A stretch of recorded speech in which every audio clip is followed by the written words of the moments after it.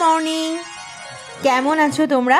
আশা রাখি সকলে ভালো আছো, সুস্থ আছো ঈশ্বরের কৃপায়। আমিও আছি।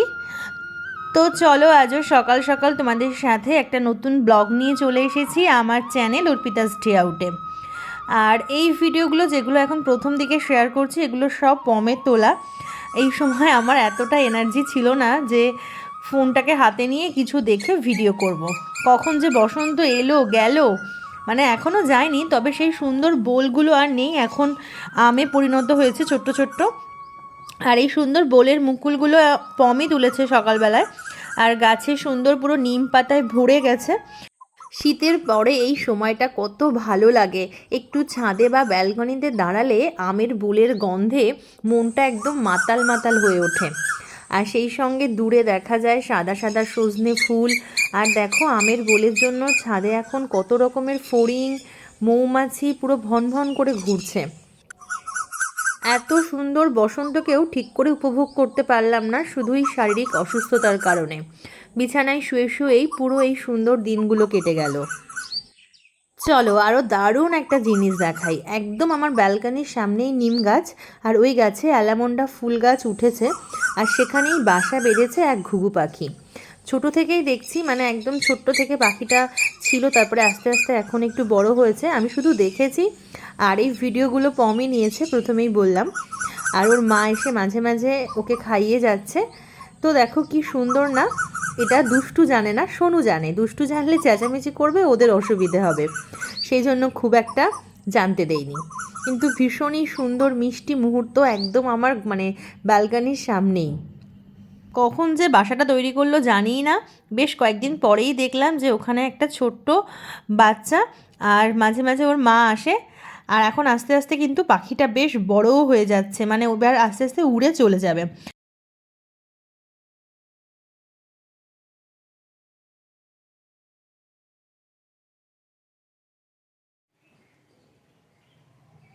শুভ সকাল বন্ধুরা, আশা রাখি সকলে ভালো আছো, সুস্থ আছো। আমার কালকে অ্যান্টিবায়োটিকের কোর্স কমপ্লিট হয়েছে। অ্যান্টিবায়োটিক বন্ধ হওয়ায় আগের থেকে একটু মাথা তুলে দাঁড়াতে পারছি।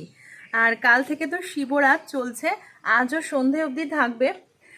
শিবরাত যেহেতু রাত্রেই করতে হয় উপোসটা, কিন্তু আমার যা শরীরের কন্ডিশন, প্রত্যেকবারের মতো কালকে আর রাত জেগে পুজো করতে পারিনি। তো এখন দেখো স্নান টান করে নিয়েছি। যতটা করা যায় নিয়ম নিষ্ঠা মেনে, আগের মতো সব কিছু করতে পারবো না, তবুও মনের ভক্তিতেই পুজো দেব যেটুকু পারি। কম তো বারণই করছিল, যেহেতু আমাদের ঠাকুরঘর নিচে নিচে গিয়ে পুজো টুজো দিতে, কিন্তু এইটুকু না করলে কিন্তু মনে শান্তিই পাবো না। তো চলো, এখন সকাল 10টা মতো বাজে, আর আজ তো শনিবার। কিভাবে পুজো দেই তোমাদের সাথে চলো একটু শেয়ারও করি। নাইটিটা চেঞ্জ করে নিয়েছি কারণ ভিজে গেছিলো। আর পম সকালবেলায় দুষ্টু আর সোনুকে দিতে গিয়ে যেটুকু যা বাজার করে নিয়ে এসছে পুজোর জন্য, সেইভাবে লিস্ট ধরে আমি কিছু বলিনি। মানে আমি বলেছি তোমার যা ভালো লাগে নিয়ে এসো, আর ঘরে যা আছে সেই সব দিয়েই পুজোটা দিয়ে নেব। কারণ সত্যি কথা বলতে সেই রকম এনার্জি নেই যে সব কিছু গুছিয়ে পরিপাটি করে পুজো দেবো। আসলে যেটুকু পারবো, তোমাদের সাথে বারবারই বলছি, বারবার ওপর নিচ করার মতো ক্ষমতা নেই। তবুও মোটামুটি ও যেটুকু নিয়ে এসছে, একটু ফুল দুধ দই আনতে বলেছিলাম, সেটা ও ভুলে গেছে বা পাইনি বাজারে, এরকম কিছু বলছিল। আর যেটুকুই হাতের পাশে পাবো সেটুকু দিয়েই ঠিকঠাক করে পুজো দেব। ওকে 11টা বেলপাতা আনতে বলেছিলাম, কিন্তু এখন বেলপাতাগুলো এতই ফাটা চেরা যে শেষে আমি একটা করে বেলপাতা দিয়েই পুজো দিয়েছি। 108টা 11টা একটা, আসলে ভেবেছি যেটুকু পাবো সেটুকু দিয়ে মন শান্তি করে পুজো দেবো। এটা পেলাম না ওটা পেলাম না করে খুঁতখুত করবো না, যেটুকুনি ঘরে আছে সেটুকু দিয়েই করবো। মোটামুটি সব কিছু গুছিয়ে বসেছি, এখন একটু আচমন করে নিলাম, নিয়ে হাত ধুয়ে নিলাম।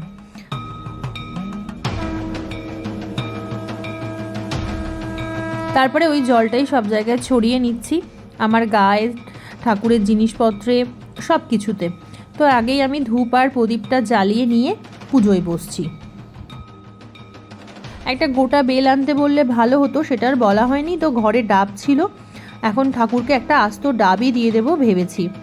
আর অল্প একটু ফল প্রসাদও দিয়েছি ঠাকুরের সামনে।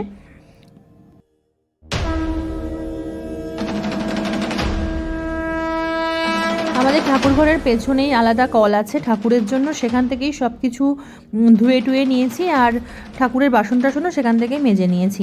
এখন চন্দনটা বেটে নিচ্ছি। তারপর চলো ঠাকুরকে প্লেন যে জল আর গঙ্গা জল মিশিয়ে আগে ভালো করে আমি স্নান করিয়ে নিচ্ছি, মানে ধুয়ে নিচ্ছি ঠাকুরকে প্রথমে।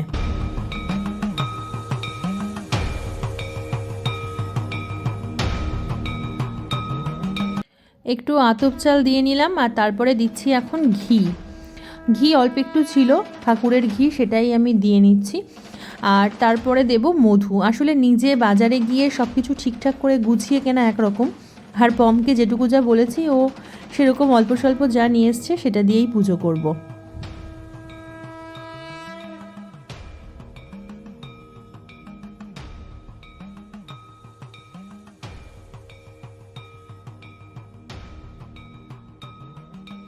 আর শিবরাত হলো শিব পার্বতীর বিয়ের দিন, আর এই বছরটা তো খুবই শুভ, 300 বছর পরে নাকি এরকম একটা যোগ পড়েছে।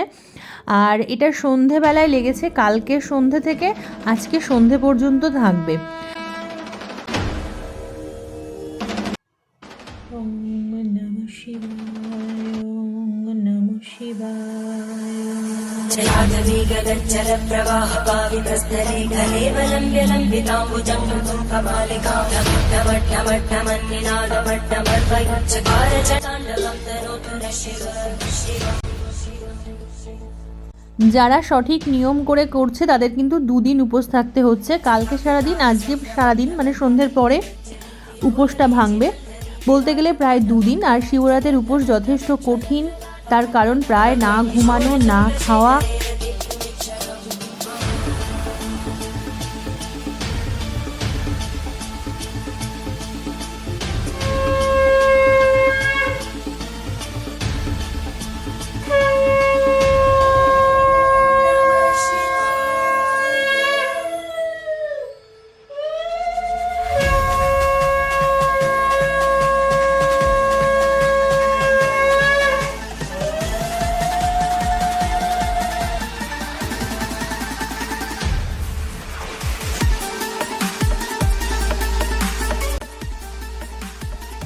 আমি তেমন মন্ত্রতন্ত্র সত্যি কিছু জানি না, শুধুই ভোলানাথকে ডাকতে জানি, আর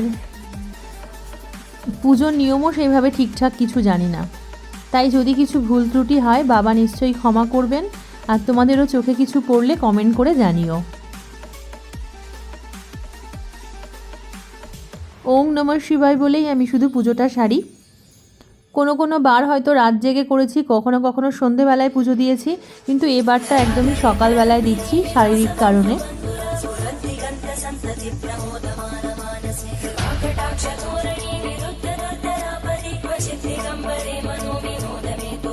বাবা ভোলেনাথ সকলের মঙ্গল করুক, সকলের মনের আশা পূরণ করুক। বাবা ভোলেনাথের সামনে বসলে আমি অসম্ভব মনের জোর পাই, মনটা শান্তিতে ভরে যায়। ভোলে বাবাকে নির্দ্বিধায় অনেক কথা বলতে পারি, মানে কি বলবো, মনে হয় ভোলে বাবা আমার খুব কাছের মানুষ, যার কাছ থেকে আমি অসম্ভব একটা পাওয়ার পাই। মানে এই শারীরিক অসুস্থতাতেও আমার এইটুকু না করলে, এটা ঈশ্বরের জন্য নয়, আমার নিজের জন্য এইটুকুনি করা দরকার ছিল, সেটুকুই আমি করছি। এইটুকু না করলে যেন আমি শান্তিই পেতাম না।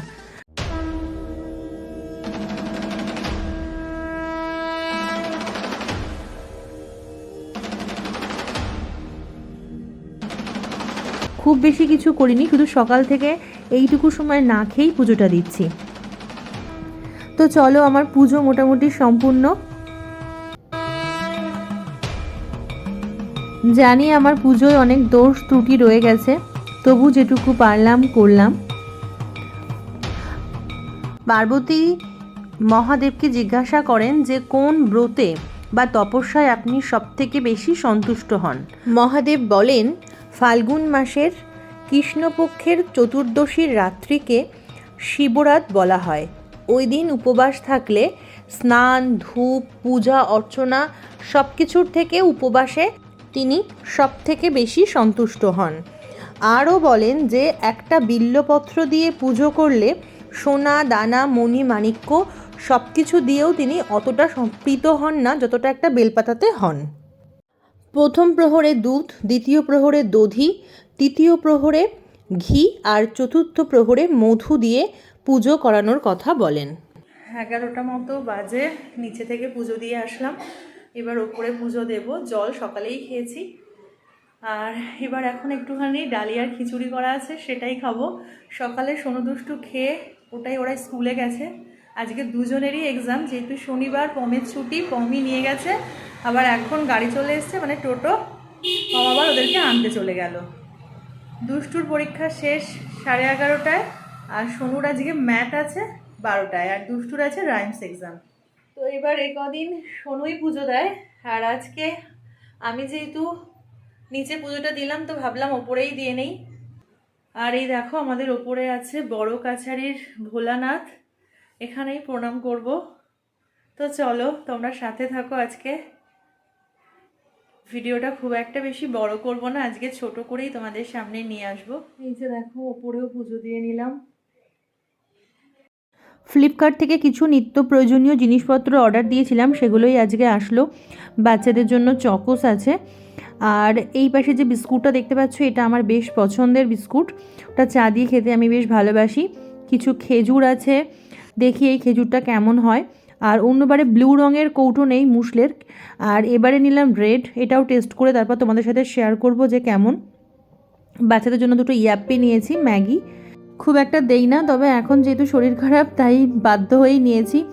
আর সোনপাপড়িও নিয়েছি, টিচারদের দেবো সেই জন্যে। তো চলো আজকের মতো টাটা, ফিরে আসবে আবার খুব তাড়াতাড়ি নতুন ভিডিও নিয়ে। ততক্ষণে তোমরা ভালো থেকো, সুস্থ থেকো, নিজের খেয়াল রেখো। Tata, good bye.